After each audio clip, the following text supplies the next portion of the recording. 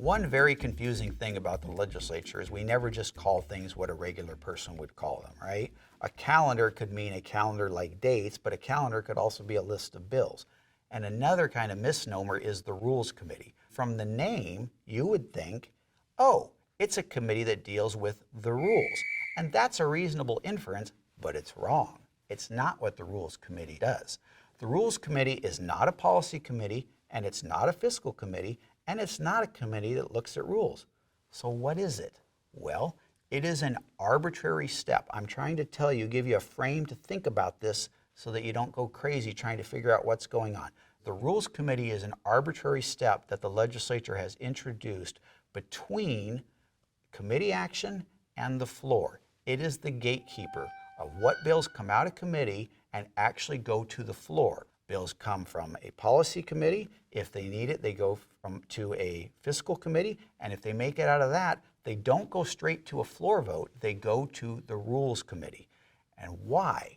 Well, the main legislative leadership rarely serve on many committees for all kinds of reasons that I won't go into now, but they're not on policy committees. The Speaker doesn't really serve on a policy committee. The Majority Leader in the Senate doesn't serve on a policy committee. They kind of stay above that so they can look objective and neutral and statesmanlike, etc. But they do serve on the Rules Committee, and other key members of leadership, both in the minority and the majority, serve on the Rules Committee. And the reason for that is bills come out of the regular committees, they go to rules, and that is the chance for leadership to really look at these bills and go, okay, what do we really for real want to hit the floor? What do we really want to vote on? And there's all kinds of reasons why they may decide not to bring something up. There could be political reasons. We work in a political place. There can be time management reasons. They have limited time.